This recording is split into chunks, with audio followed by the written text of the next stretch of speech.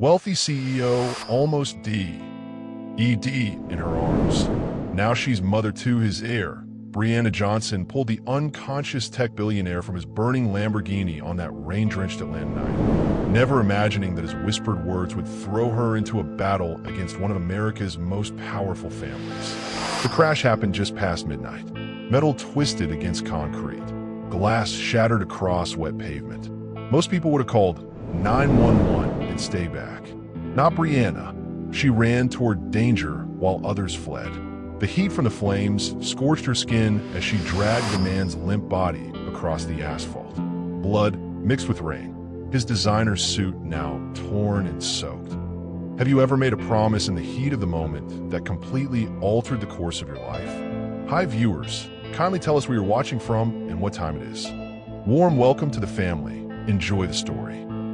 With the smell of gasoline heavy in the air and sirens wailing in the distance, she leaned closer as Ethan Matthews gripped her wrist with surprising strength and breathed 5 words that would change her life forever. Don't let them take my son. His eyes closed. His hand went limp, but the weight of his words remained. What Brianna didn't know as she made that desperate promise to a dying stranger was that by morning, she would be named guardian of a child worth billions, and that the accident that brought them together was no accident at all. What would you do if a split-second decision thrust you into a world you never belonged in, fighting for a child who wasn't yours? When a promise made in the chaos of an emergency suddenly becomes the center of your existence. Have you ever made a promise in the heat of the moment that completely altered the course of your life? That moment when you can't take back your words, but you're not sure if you can keep them either? In a world where wealth buys everything, including justice, how far would you go to protect someone who can't protect themselves? When powerful people decide you're the enemy, where do you find the strength to stand your ground? By the end of this story, you'll question everything you thought you knew about family, loyalty, and what truly makes someone a parent. You'll wonder if money and blood really determine who deserves to raise a child. Hit subscribe now if you've ever had to fight for what's right when all the odds were stacked against you. If you've ever been underestimated, overlooked, or told you don't belong. This story might just remind you why some battles are worth fighting, even when you're not sure you can win. Let me take you to that rain-soaked night in Atlanta, where 2 worlds that should never have collided were about to crash together in ways no one could have predicted. Where a single mom working 2 jobs was about to become the most hated and most necessary person in a billionaire's life. This is Brianna's story. This is Noah's story. This is a story about promises that cost everything to keep. Brianna's feet ached as she stepped off the bus 3 blocks from her apartment. 16 hours on her feet at Mike's Diner, serving people who didn't bother to look her in the eye when they ordered. The rain soaked through her thin jacket within seconds. Just keep moving, she muttered to herself. In 4 hours, she needed to be up for Zoe's school drop-off before her morning shift. 2 jobs hadn't been enough. The pink slip from Matthews Enterprises still burned in her pocket. Company restructuring, they called it.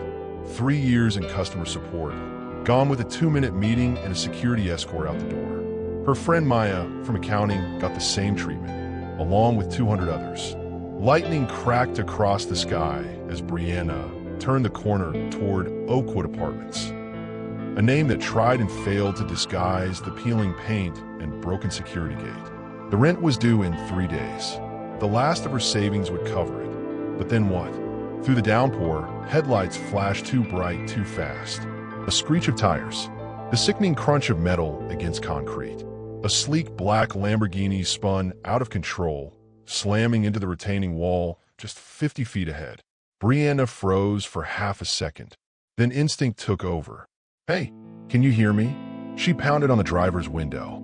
No response from the man, slumped over the wheel. The car's front end had crumpled like paper, pinning his legs. Smoke began rising from under the hood. The door handle was hot to the touch, but gave way. The smell hit her first, gasoline and burning plastic. The airbag had deployed but was now deflated against the steering wheel, revealing a face she didn't recognize but somehow seemed familiar. Blood trickled from his temple. "I'm getting you out," she said, more to herself than to him. The seatbelt release jammed. She reached into her pocket for her keys, using the edge to saw through the strap. The first flames licked at the hood as she dragged him. His tailored suit caught on jagged metal, ripped. His shoes, probably worth more than her monthly rent, scraped across asphalt as she pulled with everything she had. 20 feet away, the car erupted. Heat blasted against her back. The man's eyelids fluttered. "Ambulance is coming," Brianna said, checking his pulse. Strong, despite everything. His eyes open, piercing blue, suddenly focused. His hand shot out, grabbing her wrist with surprising strength. "My son," he whispered. "They're going to take him." "Who? Who's going to take your son?" Brianna leaned closer, rain dripping from her hair onto his face. "My family. The company." His voice grew weaker. "USB drive. My pocket." His hand guided hers to his jacket. Her fingers closed around something small and hard, along with what felt like a key. "Don't let them take Noah. Promise me." "I promise," she said automatically, not understanding. His eyes locked with hers one last time before rolling back as sirens wailed in the distance. Morning light filtered through Brianna's thin curtains. She blinked, momentarily confused by Zoe curled against her side. They'd both fallen asleep on the couch. The TV still played, local news now instead of cartoons. Matthews Enterprises CEO Ethan Matthews remains in critical condition following a late-night crash in East Atlanta. The 34-year-old tech mogul. Brianna sat up straight, memories flooding back. The crash, the fire, the promise. "Mommy, you're squishing me," Zoe complained, her small hand pushing against Brianna's arm. "Sorry, baby." Brianna kissed her daughter's forehead, her mind racing. The man she pulled from the wreckage wasn't just any rich guy in a fancy car. He was Ethan Matthews. The same Matthews whose company had just laid off hundreds, including her. She reached into her still damp jacket hanging over a chair. The USB drive and key were there, small but suddenly heavy with implications. What had he meant about his son? About his family taking him? Her phone rang, a number she didn't recognize. "Ms. Johnson? This is Gerald Hoffman with Barton, Reed, and Associates. I represent Ethan Matthews." Brianna's throat went dry. "How did you get my number?" "Emergency services provided your information. Mr. Matthews named you specifically before losing consciousness again. I need to speak with you immediately regarding a matter of extreme urgency." 30 minutes later, a black Lincoln Town car pulled up outside her apartment complex. Brianna felt painfully aware of her building's broken security door and the graffiti on the stairwell as a man in a $3,000 suit approached her door. "Ms. Johnson." Gerald Hoffman didn't offer his hand. "May I come in?" He sat stiffly on her worn couch, placing a leather portfolio on the coffee table scattered with Zoe's crayons. "Mr. Matthews has named you as emergency guardian for his son, Noah Matthews." Brianna blinked. "That's not possible. I don't even know him. And yet he knew you." Hoffman slid a document across the table. "This was executed 3 months ago. In the event of his incapacitation, you were named temporary guardian of his 8-month-old son. This makes no sense. There must be family." "There is. That's precisely the problem." Hoffman's face remained expressionless. "Mr. Matthews is currently in a medically induced coma. His injuries are severe.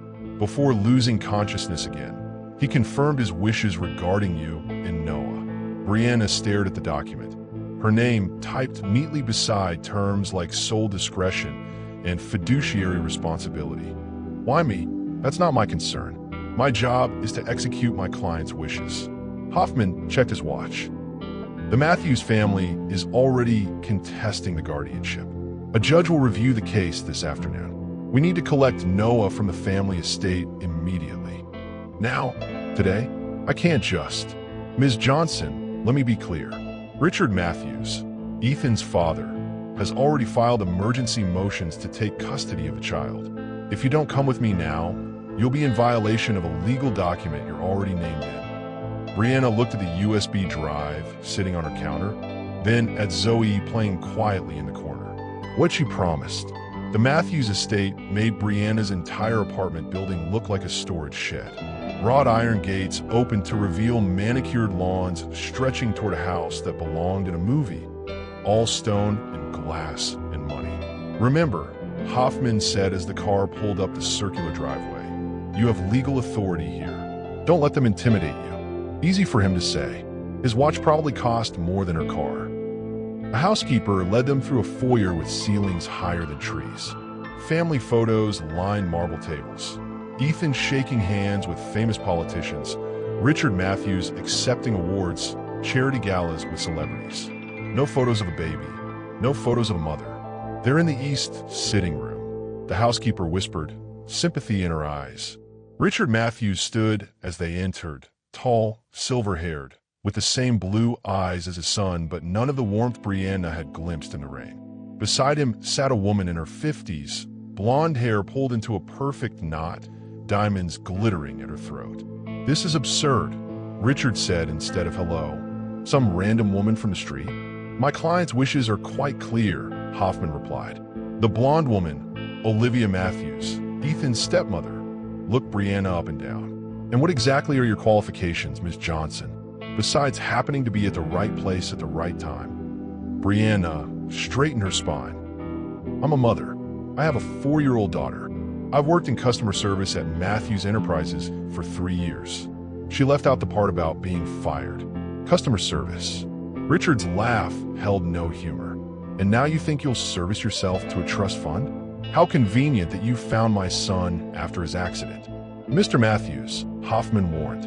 A baby's cry cut through the tension. A young woman in a Navy uniform appeared holding a fussing infant with a shock of dark hair. "He's been fed, but he won't settle," the nanny said. Brianna moved without thinking, arms outstretched. The nanny hesitated, looking to Richard, who gave a curt nod. The weight of the baby felt both foreign and familiar in Brianna's arms. Noah's cries softened as she gently bounced him, his tiny hand grabbing her finger with surprising strength. "Where's his regular nanny?" Brianna asked, noticing the young woman seemed uncomfortable with the baby. "Miranda was let go yesterday," Olivia said. "She became unreliable the day before the accident." Brianna's question hung in the air. Richard's phone rang. He stepped away to answer, his voice dropping to a harsh whisper. "We've prepared a nursery at Ethan's penthouse," Hoffman said. "All of Noah's things have been packed." Olivia's smile didn't reach her eyes. "You really think a judge will allow this to stand? A single mother from East Atlanta taking a Matthews heir? A single mother Ethan specifically chose," Brianna replied, surprised by her own confidence. As they prepared to leave, Brianna noticed a man in a dark suit watching from the garden. He lifted a camera, taking photos as she carried Noah to the car. "Who's that?" she asked. "Private security," Hoffman replied too quickly. "The family uses them regularly." But as the gates closed behind them, Brianna's phone buzzed with a text from an unknown number. "They'll never let someone like you keep that baby. Have you ever been judged based solely on appearances? Tell me in the comments below. You did what?" Maya's voice echoed through Brianna's tiny apartment as she paced back and forth, staring at Noah sleeping in the portable crib that barely fit in the living room corner. "I didn't have a choice," Brianna said, checking again that Zoe was still napping in her bedroom. "I made a promise to a billionaire CEO you pulled from a burning car, who just happens to run the company that fired us last month. Girl, this is crazy." Maya stopped pacing. "And now you're, what, playing mom to the heir of Matthews Enterprises?" Brianna gently adjusted Noah's blanket. His tiny chest rose and fell with each breath, peaceful despite his world turning upside down, just like Zoe had been after her father walked out 4 years ago. "There's something wrong about all this," Brianna said. "Why me? Why not his family? And why did Ethan seem so afraid of them taking his son?" Maya flopped onto the couch. "Did you open that USB drive? It's encrypted. I tried, but needs a password." A small sound from the bedroom interrupted them. Zoe appeared in the doorway, rubbing sleep from her eyes, curly hair wild from her nap. "Is that the baby?" she whispered, tiptoeing toward the crib. "This is Noah," Brianna said. "He's going to stay with us for a little while." Zoe peered over the edge of the crib, her face serious. Does he have a mommy? The innocent question hit harder than Brianna expected. Not right now. His daddy asked me to take care of him. Like how you take care of me. Something like that. Zoe nodded, accepting this with a child's simple logic. I can help. I'm a good helper. Later, after Maya left and both children were asleep, Brianna opened her laptop. Search results for Ethan Matthews filled her screen. Business profiles, tech magazine covers, charity galas. Nothing about a child until 8 months ago, when a small announcement appeared in the society pages. Matthews Heir welcome son. No mention of the mother. No photos of a happy family. Further digging revealed financial reports from Matthews Enterprises showing massive account transfers in the week before the accident. Hundreds of millions moved to offshore accounts. Executives quietly selling shares. Did Ethan know something was coming? Was the crash really an accident? Noah whimpered in his sleep. Brianna gently placed her hand on his chest, steadying him with her touch. His eyes opened briefly, the same piercing blue as his father's, before closing again. Her phone buzzed. A text from a blocked number. Check your email. The message was simple. Ms. Johnson, I represent Richard Matthews. He's prepared to offer you $500,000 to step aside as guardian. No questions asked. This offer expires at midnight. $500,000. Enough to pay off her debts, move somewhere better, give Zoe everything she needed. All she had to do was break her promise. A notification flashed on her screen. Breaking news. She clicked the link to see a perfectly composed blonde woman stepping off a private jet, tears glistening on her cheeks as cameras flashed. Victoria Matthews, ex-wife of injured tech CEO Ethan Matthews, cuts European vacation short to return to Atlanta. Sources close to the family say she's devastated and rushing to be reunited with their infant son. Brianna stared at the screen, at the woman who was about to become her worst nightmare. Victoria Matthews stepped off the private jet like she'd practiced the moment 1,000 times. Maybe she had. Hair golden in the morning sun, designer sunglasses hiding most of her face, but not the perfectly timed tear sliding down her cheek. The photographers ate it up. I just want my baby, she told the reporters crowding the tarmac. I've been absolutely devastated since hearing about Ethan's accident. Brianna watched the press conference on her phone while feeding Noah his morning bottle. The woman on screen bore no resemblance to anyone who'd actually cared for an infant. Her manicure was flawless. No dark circles under her eyes. No spit up on her shoulder. As Noah's mother, I'm shocked and horrified that Ethan's tragic accident has been used to place my son with a complete stranger, Victoria continued, voice breaking at all the right moments. This woman has no connection to our family and no qualifications to care for a child of Noah's unique position. The camera cut to a photo of Brianna leaving the Matthews estate with Noah, the shot taken by the security man with the camera. In the grainy image, she looked poor, desperate, out of place. Mommy, that's you on TV. Zoe pointed, spilling her cereal. Brianna quickly turned it off. Yes, baby. Some people are confused about Noah staying with us. Her phone rang. Gerald Hoffman. The court hearing has been scheduled for Friday, he said without greeting. Victoria's lawyers are filing for emergency custody based on maternal rights. She's been gone for months. Noah didn't even recognize her photo when I showed him. Perception matters more than reality in these cases, Hoffman replied. A wealthy biological mother versus an unemployed stranger. The optics aren't in our favor. After hanging up, Brianna tried again to crack the USB drive's encryption. Nothing worked. Birth dates, company names, Noah's birthday.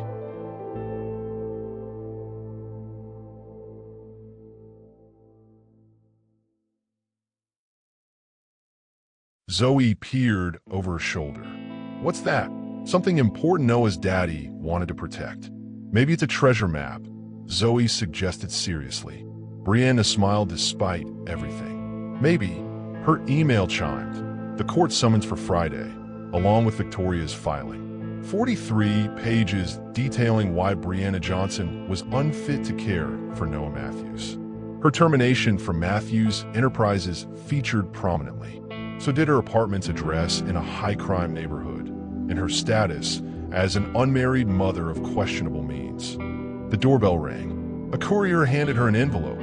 Inside, photos of Victoria and Ethan at their wedding 3 years ago, at galas on vacations. A note read, "The judge will see these. A mother and father who belong together. Where do you fit in this picture? $750 000 now." Final offer. The amount had increased. They were getting nervous. Brianna looked at Noah, now sleeping peacefully in his portable crib, then at Zoe coloring at the kitchen table. $750,000 would change their lives forever. But what cost? If you were faced with fighting a battle you couldn't afford to fight, would you give up or stand your ground? Like this video if you believe some things are worth fighting for. The email arrived at 2:17 a.m. while Brianna was up with a fussy Noah. "Ms. Johnson, my name is Corinne Washington. I'm a family law attorney who specializes in high-profile custody cases. I've been following your situation with the Matthews family. I'd like to represent you pro bono. Call me." Brianna stared at her phone screen. Was this a trap? Another Matthews family trick? By morning, she'd confirmed Corinne Washington was real and formidable. Harvard Law, 20 years winning impossible custody cases. Currently partner at a firm that regularly went up against the corporate giants. "Why would you help me for free?" Brianna asked when they met at a coffee shop near the courthouse. Corinne, a black woman in her 50s with close-cropped silver hair and sharp eyes, sipped her espresso. "Let's just say I have history with the Matthews family. Richard in particular." "What kind of history?" "The kind where I'd enjoy watching him lose."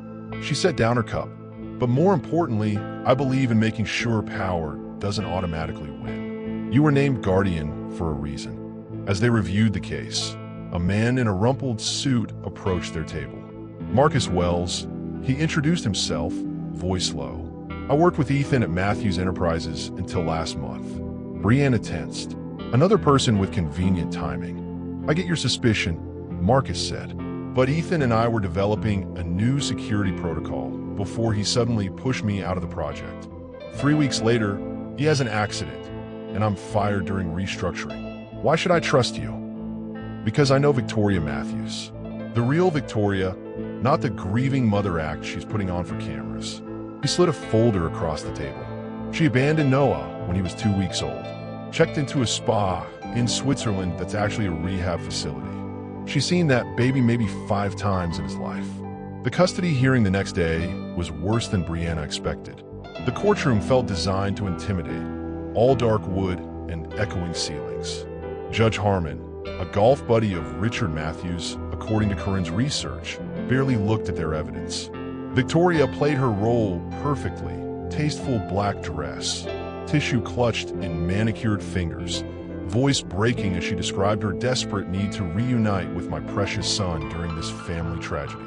Her lawyer painted Brianna as an opportunist, a woman of limited means who was conveniently present at Mr. Matthews' accident and is now attempting to insert herself into a wealthy family's tragedy. Corinne fought back hard. "My client was specifically named guardian by Ethan Matthews. This wasn't random. It was deliberate. And where was Ms. Victoria Matthews for the past 8 months while Mr. Matthews raised their son alone?" The judge frowned. "Ms. Washington, I won't have you impugning the character of a mother seeking to care for her child." Outside the courtroom, Victoria brushed past Brianna. "You can't win this. No one to walk away." As they left the courthouse, Brianna noticed a sleek black car following them. "We're being watched." "Of course we are," Corinne said. "You've got something they want." That night, a package arrived at Brianna's door. A baby monitor, top of the line. The note read, "For Noah's room." She turned it over, finding a tiny camera lens embedded in the back. "They're not even trying to hide it anymore," she told Marcus on the phone. "They're getting desperate," he replied, "which means we're on to something." Her phone buzzed with a hospital alert. Ethan Matthews showing signs of consciousness. Atlanta Memorial Hospital's VIP wing looked nothing like the emergency rooms Brianna knew. Private elevators, plush waiting areas, armed security outside Ethan's room. "Family only," the guard said, blocking her path. Corinne stepped forward. "Ms. Johnson is Noah Matthews' legal guardian. She has visitation rights." The guard called someone, then reluctantly stepped aside. 10 minutes. Ethan Matthews looked smaller in the hospital bed, surrounded by machines. Bruises yellowed on his face. A ventilator had been removed, replaced by a nasal cannula. His eyes were closed, but the monitors showed active brain patterns. Brianna approached slowly. "Mr. Matthews? It's Brianna Johnson. The person who helped you after the accident. Nothing. Noah is safe. He's with me, just like you asked." She pulled out her phone, showing a photo of Noah and Zoe playing together. "My daughter loves him already." His eyelids fluttered. "The doctors say you're getting stronger. Your family is." His hand moved, fingers twitching toward hers. His eyes opened, unfocused at first, then suddenly sharp with recognition.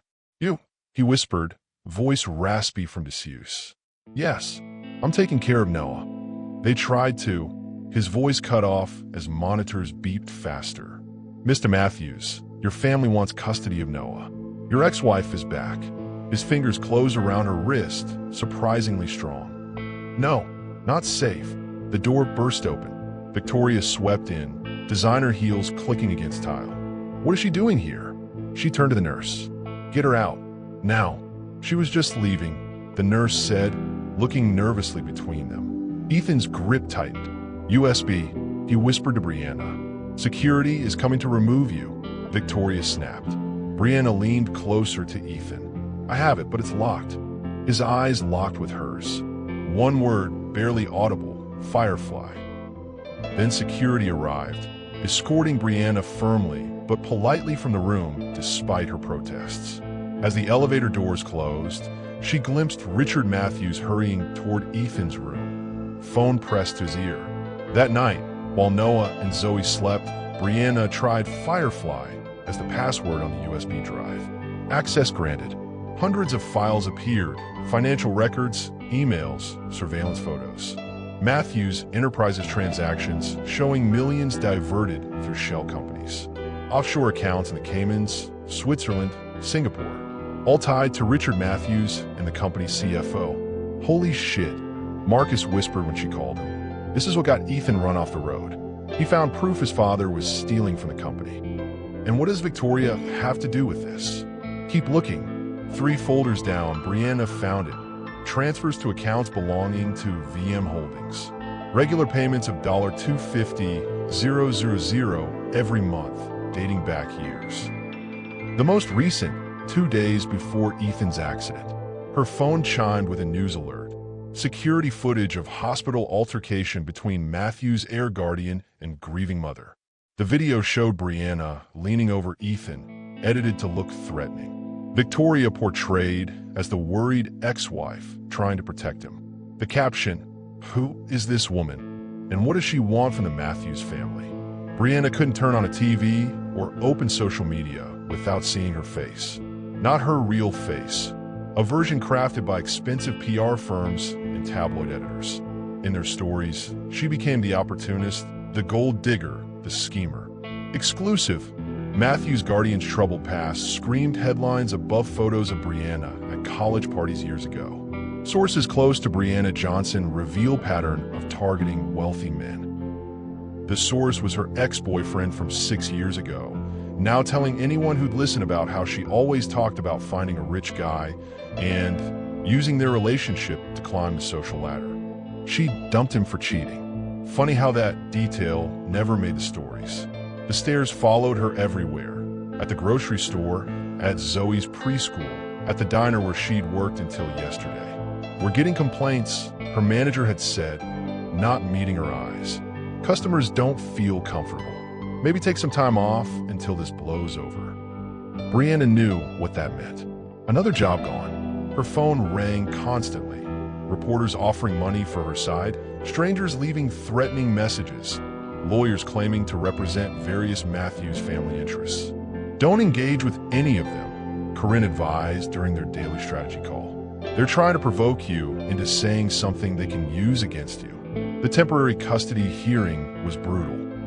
Victoria's lawyers presented a portfolio of evidence questioning Brianna's character. The edited hospital video, testimony from her fire manager about her unreliability, screenshots of social media posts taken out of context. Then came the blow she hadn't anticipated. "Your Honor," Victoria's attorney said, "all false concern. We have serious questions about Ms. Johnson's ability to maintain a safe environment for an infant. Her apartment was recently vandalized. Clearly an unsafe situation for any child, especially one in Noah Matthews' position." Brianna gasped. The break-in had happened just hours before. Windows smashed, furniture overturned. She and the children had stayed with Maya afterward. "How did they know?" she whispered to Corinne. Her lawyer's expression darkened. "Because they probably arranged it." The judge's ruling felt inevitable. Given the security concerns and the child's best interest, temporary custody is awarded to Victoria Matthews until full hearings can be completed. Brianna watched, numb, as court officers took Noah from her arms. His cries echoed through the courtroom as Victoria, who hadn't so much as asked about his feeding schedule or sleep routine, carried him away for the cameras waiting outside. Zoe's question on the courthouse steps broke something inside Brianna. "Mommy, why did that lady take our baby?" That night, as Brianna stared at the empty portable crib, her phone buzzed with a text from an unknown number. A video attachment played grainy security footage from Ethan's hospital room. The timestamp showed 2:17 a.m. 2 nights earlier. Victoria entering alone, checking the hallway before approaching Ethan's forestand. Adjusting something, leaving quickly. A second text followed. She's slowly poisoning him to maintain her position. Doctors are looking in the wrong direction because nobody suspects the grieving ex-wife. The Matthews family has half the hospital staff on payroll. Brianna called Marcus immediately. "Who sent this?" "I don't know, but I've got contacts at the police department. We need to move fast."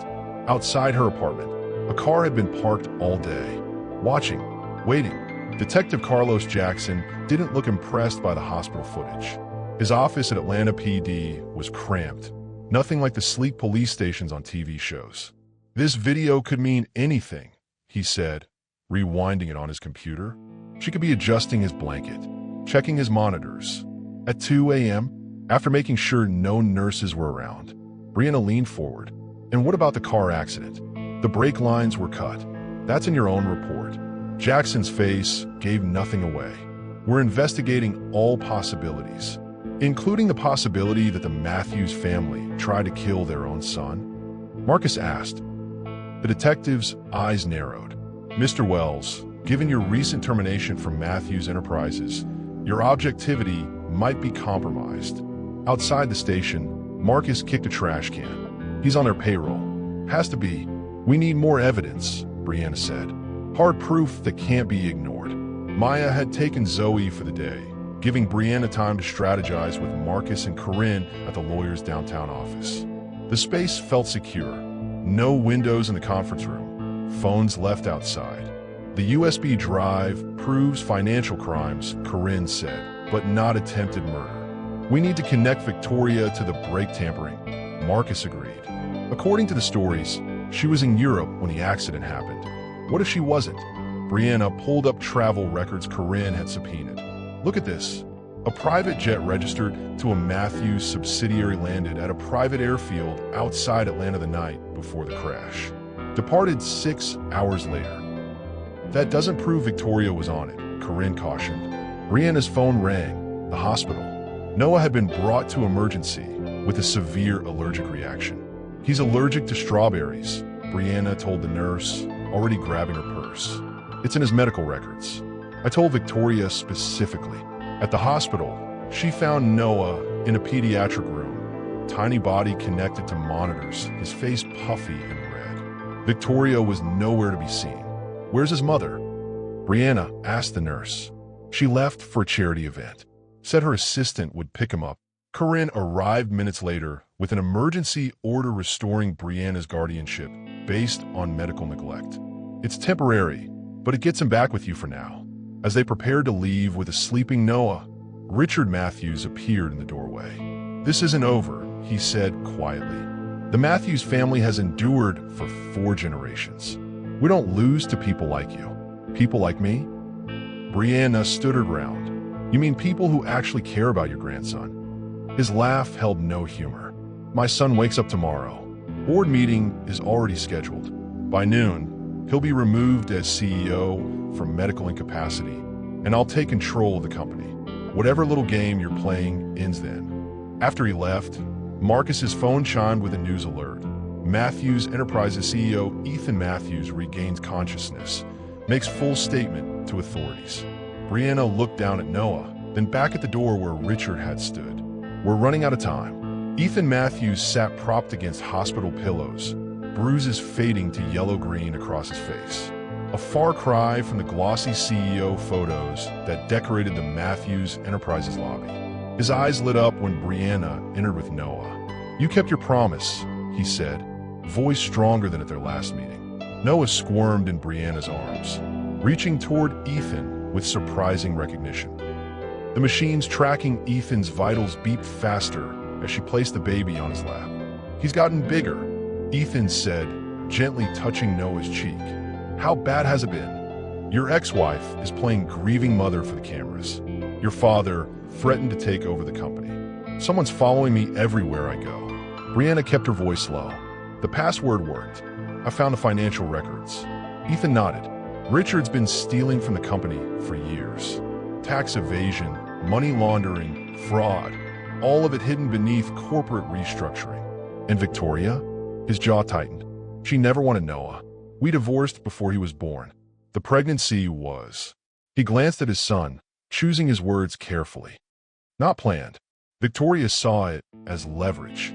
She agreed to give me full custody in exchange for monthly payments. Blackmail. She threatened to go public with sensitive company information. Information that would have tanked our stock price overnight." He adjusted Noah on his lap. Then, 3 months ago, she suddenly wanted to play mother. Started demanding custody, more money, a board position. Why? Because I found out what she and my father were doing together.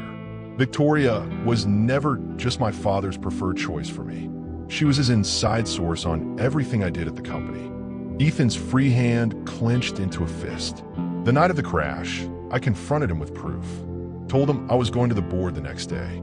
A knock interrupted them. Richard Matthews stood in the doorway, his smile not reaching his eyes. "So, you're looking better." His gaze slid to Brianna, hardening. "This isn't an appropriate time for visitors." "She's Noah's guardian," Ethan replied. "The one I chose. A temporary confusion we're rectifying this afternoon. The board's waiting. We need to discuss your medical leave and temporary leadership transition."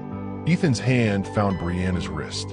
"I'm not confused about anything. I know exactly what you and Victoria did." Richard's smile never wavered. "The doctors warned us you might experience paranoia. Side effect of the medication." He turned to Brianna. "Ms. Johnson, security will escort you out. My son needs rest before important company matters are decided. Don't leave," Ethan whispered as Richard stepped into the hallway to summon security. "What can I do?" Brianna asked.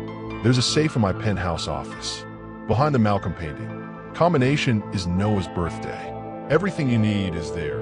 The original files, backup drives, documentation of what happened the night of the crash." His voice dropped even lower. "And proof of why I chose you as guardian." Security appeared at the door. Richard pointed at Brianna. "She's disturbing the patient." As they let her out, Ethan called after her. "Trust your instincts. You already know the truth, even if you don't realize it yet." In the hospital parking garage, Marcus waited in his car. "What happened?" Ethan confirmed everything, but Richard cut our meeting short. "There's something in Ethan's safe we need to get." Her phone buzzed with an alert from the hospital. Matthews Enterprises CEO collapsed during family visit. Returned TO intensive care. "That's not a coincidence," Marcus said, starting the engine. "None of this is," Brianna replied, staring at the message. "Would you risk everything to keep a promise to a stranger? Drop your thoughts in the comments." Ethan's penthouse occupied the top 2 floors of a gleaming downtown high-rise. The security guard recognized Brianna from the news, but couldn't argue with the paperwork Corinne had prepared.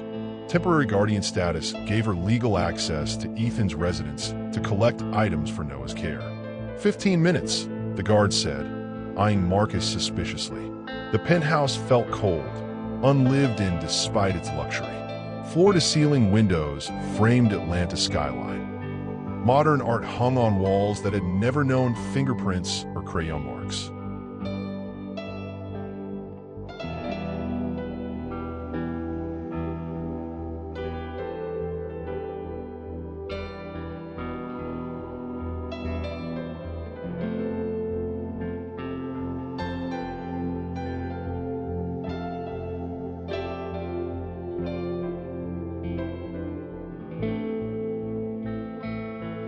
Office is this way, Marcus said, having visited for work meetings before.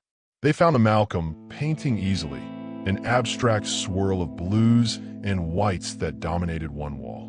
Behind it, just as Ethan had said, was a safe. Brianna punched in Noah's birthday, and the door swung open. Inside, 3 external hard drives, a stack of documents, and a sealed envelope with Brianna's name written in Ethan's handwriting. She opened it with trembling fingers while Marcus copied the hard drives. "Dear Ms. Johnson," the letter began, "if you're reading this, my contingency plan was necessary.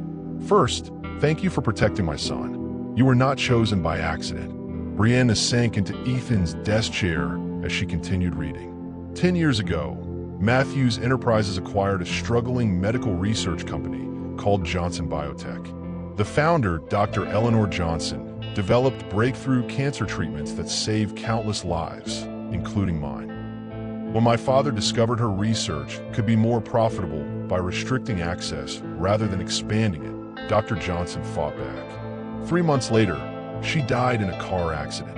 Her daughter received nothing from the company her mother built. Brianna's breath caught. "My mother," she whispered. Her mother's death 8 years ago had never made sense. A careful driver, somehow, losing control on a clear day. The police investigation concluded quickly. Too quickly. Your mother's research was stolen, Marcus said, reading over her shoulder. And you never received the compensation your family was owed. I didn't even know she owned a biotech company. She never talked about her work. Brianna wiped away tears. She was just gone, and we struggled afterward. The letter continued. I discovered the truth while investigating my father's financial misconduct. Your mother was murdered because she stood in the way of profit. I've set up a trust for Noah that cannot be touched by my father or Victoria. If something happens to me, you, as his guardian, control everything until he comes of age. This gives you the power to bring down those responsible for your mother's death and protect my son from their influence. Marcus's phone buzzed. It's a news alert. The Matthews Enterprises board just announced Richard Matthews as interim CEO while Ethan is incapacitated. They're claiming his recent statements show mental instability. Brianna folded the letter, a cold certainty settling over her. That's why Victoria came back for Noah. As his mother, she'd control his trust if Ethan were gone. And with Richard running the company, they'd bury everything. The financial crimes, my mother's death, the attempt on Ethan's life. She gathered the drives and documents. We need to get out of here. As they reached the elevator, Brianna's phone rang. Maya panicked. Someone tried to pick Zoe up from preschool. A woman claiming to be her aunt. When they called me to verify, she took off. Brianna's blood ran cold. We're coming right now. Don't let Zoe out of your sight. The door to Brianna's apartment hung open, splintered around the lock. Inside, drawers had been emptied, furniture overturned. Even Zoe's little bed flipped onto its side. They're looking for the USB drive, Marcus said, surveying the damage. They know you have proof. Brianna clutched Noah tighter. After confirming Zoe was safe with Maya at a hotel, they'd come to grab essential items before going into hiding. We need to go to the police, Brianna said. Which police? Detective Jackson? The ones on Richard's payroll? Marcus shook his head. We need someone who can't be bought. Brianna's phone rang, a number she didn't recognize. Ms. Johnson, this is Dr. Patel from Atlanta Memorial. I treated Ethan Matthews after his accident. The woman's voice was hushed, urgent. Something's not right with his care. His charts have been altered. Test results missing. I filed reports, but they keep disappearing. Why are you telling me this? Because Mr. Matthews regained consciousness again and asked for you specifically.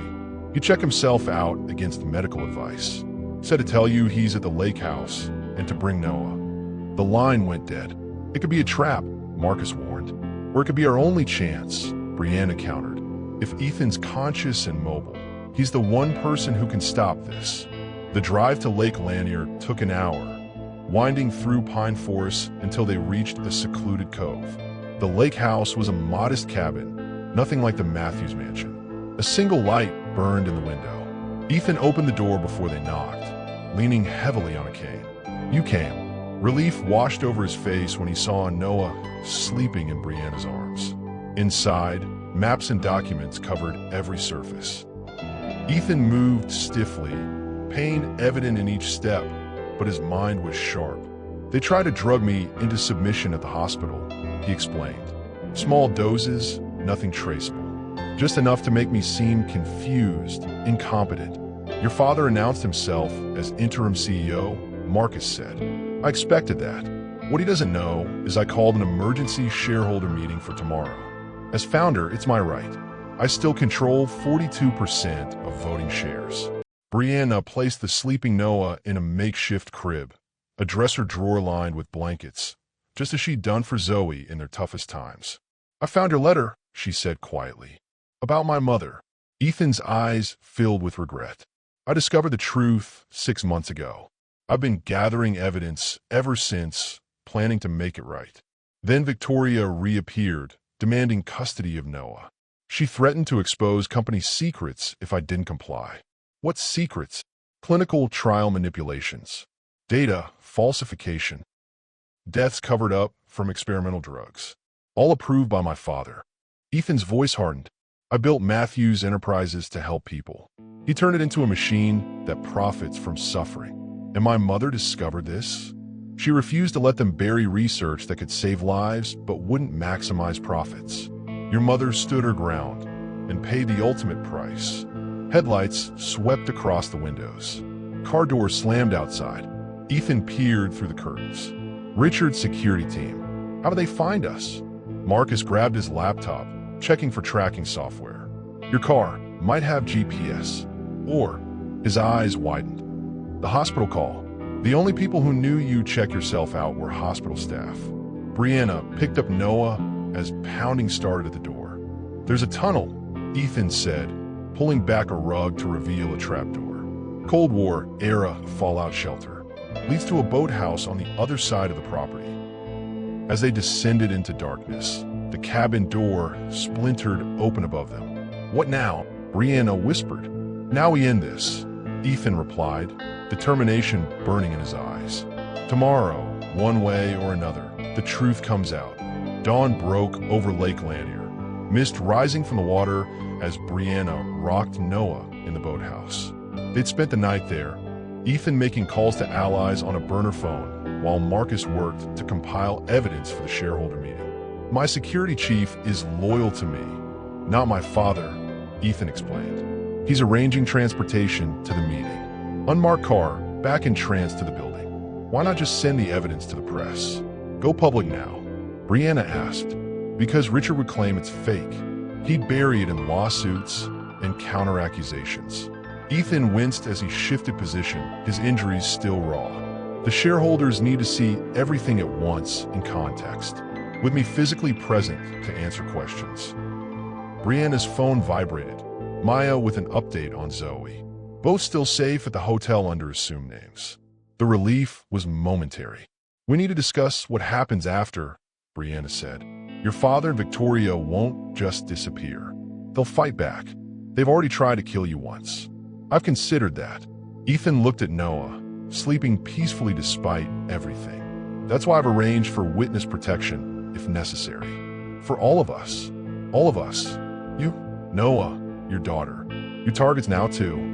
The thought of leaving everything behind, Zoe's school, their apartment, Maya, their whole life, hit Brianna like a physical blow. My mother deserved justice, she said finally. If this is what it takes, we'll do it. Marcus's laptop pinged with an alert. Breaking news. Detective Carlos Jackson is holding a press conference about the Matthews investigation. They crowded around the screen to watch. Jackson stood at a podium, cameras flashing. After thorough investigation, we found no evidence of foul play in Ethan Matthews' accident. Medical experts confirm his current condition is consistent with head trauma and medication side effects, explaining his confused statements and paranoid accusations. "They got to him," Marcus muttered. Furthermore, Jackson continued, "We're investigating potential extortion charges against certain individuals who may have taken advantage of Mr. Matthews' vulnerable state to gain access to company assets and his infant son." The camera cut to Victoria and Richard standing solemnly behind the detective. "He's setting you up," Ethan said to Brianna, "making you the criminal." Brianna's phone rang. "Corinne Washington. They filed criminal charges against you," the lawyer said without preamble. "Extortion, child endangerment, corporate espionage. There's a warrant for your arrest." "That's insane. I have proof of what they did. Proof they'll claim you fabricated or stole. They're painting you as a disgruntled ex-employee out for revenge." A text from Maya interrupted. "Police at hotel asking questions. Moving Zoe to backup location." Ethan's security chief called next. "Sir, I've been suspended. Company security has been instructed to detain you on site for medical evaluation. They're calling it a psychiatric hold."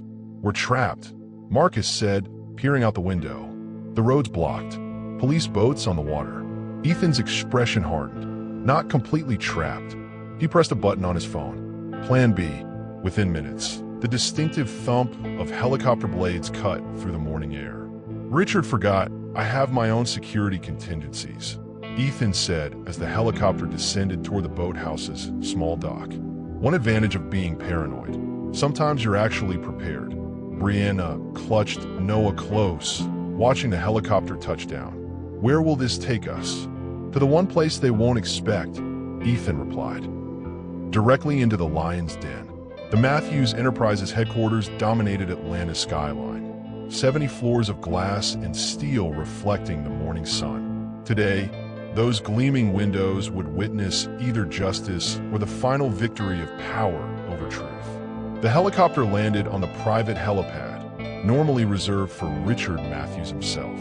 Security personnel rushed forward, then froze when they recognized Ethan. "Sir, we were told you were incapacitated, confused, having a breakdown." Ethan's voice carried authority despite his physical weakness. "As you can see, the reports of my mental deterioration have been greatly exaggerated." Inside, employees stopped and stared as their supposedly unstable CEO walked through the lobby, Brianna beside him carrying Noah, Marcus, and 2 private security guards flanking them. "The shareholder meeting starts in 20 minutes, Ethan's assistant whispered, appearing suddenly at his side. "Your father has the boardroom locked down. Security authorization changed overnight. Then we'll use the auditorium instead," Ethan replied. "Send the notification now. Emergency venue change." Brianna's phone buzzed. "Corinne Washington. Police are at the building. Victoria filed emergency custody paperwork claiming you've kidnapped Noah." "Perfect timing," Ethan said after Brianna relayed the message.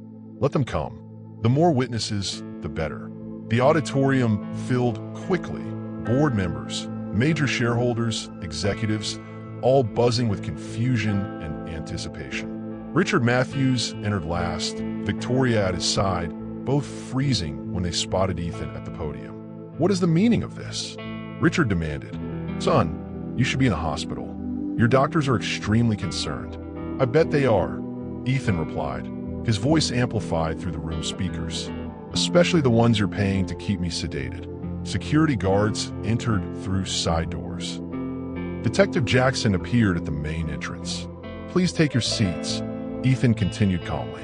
"This emergency shareholder meeting is now in session." The doors locked automatically. The presentation screen descended. For 30 years, Matthews Enterprises has been a leader in medical innovation. Our mission statement promises to improve lives through accessible healthcare. Today you'll learn how far we've strayed from that promise. The evidence unfolded methodically. Financial records showing billions diverted to shell companies. Clinical trials manipulated to hide negative outcomes. Whistleblowers silenced through payoffs or worse. 8 years ago, Dr. Eleanor Johnson discovered that a cancer drug side effects were being deliberately concealed. When she threatened to go public, this happened. The screen showed accident scene photos, then internal emails discussing the Johnson problem and how it had been permanently resolved. Gasps echoed through the room. Richard stood. "These are fabrications. This woman," he pointed at Brianna, "is manipulating my son as part of an extortion scheme." "That woman is Dr. Johnson's daughter," Ethan replied. "The same daughter who saved my life when someone cut my brake lines on your orders." Victoria laughed dramatically. "This is absurd. I was in Europe when that happened." "Were you?" Marcus tapped his laptop, and security footage appeared on screen. Victoria at a private airfield outside Atlanta the night before the crash, then again leaving 6 hours later. Detective Jackson moved forward. "Mr. Matthews, I need to place you under protective custody." "Actually, Detective," a new voice interrupted. The FBI agent who entered flashed her badge. "We'll be taking over from here. We've been investigating Matthews Enterprises for months. This evidence completes our case." Richard's face contorted with rage. "You ungrateful." He lunged toward Ethan, only to be restrained by security. As agents moved to detain Richard and Victoria, she made one last desperate play. "Noah's my son. She kidnapped my baby." Victoria pointed at Brianna. The FBI agent didn't even look up from her handcuffs. "Ma'am, we have your text messages ordering someone to tamper with the baby's food to trigger an allergic reaction. Child endangerment charges are being added as we speak." Outside the auditorium, as Richard and Victoria were led away, Brianna finally allowed herself to breathe. "Is it really over?" Ethan watched his father's departure with complex emotion. The truth is out. That's what matters now. 6 months passed like a dream. Spring bloomed across Atlanta, washing away the memory of winter's rain and darkness. Brianna stood in the garden of her new home. Not a mansion like the Matthews estate, but a comfortable house with a yard where Zoe could play and Noah could learn to walk. His first steps had come just last week, toddling unsteadily toward Brianna with a delighted grin. "They're ready for you," Marcus called from the patio door. Inside, the living room had been transformed for a small ceremony. Flowers arranged on every surface. A judge in formal robes. Ethan in a suit, still using a cane, but stronger each day. And most importantly, Zoe and Noah, dressed in their finest clothes, giggling together on the couch. The adoption papers lay on the coffee table, awaiting final signatures. "You don't have to do this," Brianna said quietly to Ethan. "Noah is your son. I never expected. Co-guardianship makes the most sense," Ethan replied. "Noah loves you. You're the mother he's known from the beginning. And I'm not taking him away. We're building something better." The judge smiled. "Are we ready to proceed?" The ceremony was brief but meaningful. Legal language that boiled down to a simple truth. Noah would have 2 families, now joined as one. Brianna as his legal mother, Ethan as his father, and Zoe officially his sister. Afterward, as the small gathering of friends enjoyed cake in the garden, Corinne Washington raised a toast. To justice finally served. The trials had dominated headlines for months. Richard Matthews, convicted of financial crimes, conspiracy, and orchestrating 2 attempted murders, would spend the rest of his life in prison. Victoria faced similar charges, along with child endangerment and fraud. Matthews Enterprises had emerged transformed. Ethan, now fully recovered, had restructured the company with a new board and transparent practices. The Eleanor Johnson Foundation, funded by recovered assets, now provided cancer treatments to those who couldn't afford them. "I keep thinking about that night," Brianna said, watching the children play. "If I'd taken a different route home. If I called 911 and kept my distance like a normal person." "But you didn't," Ethan replied. "You ran toward danger instead of away from it. That's who you are." Maya joined them, champagne glass in hand. From unemployed to company executive in 6 months. "Not bad, girl." Brianna laughed. Her new role heading the foundation's community outreach wasn't what she'd ever imagined for herself. But then, none of this was. Later, after guests departed and the children were asleep, Brianna stood in the nursery doorway, watching Noah's peaceful breathing. The moonlight cast gentle shadows across his face, so like his father's. Ethan appeared beside her. "Thank you," he said simply. "For what?" "For keeping your promise. For saving him. For saving me." The weight of everything they'd been through, the danger, the fear, the impossible odds settled between them, transformed now into something different. Something like family. "What happens now?" Brianna asked. "Now we live," Ethan replied.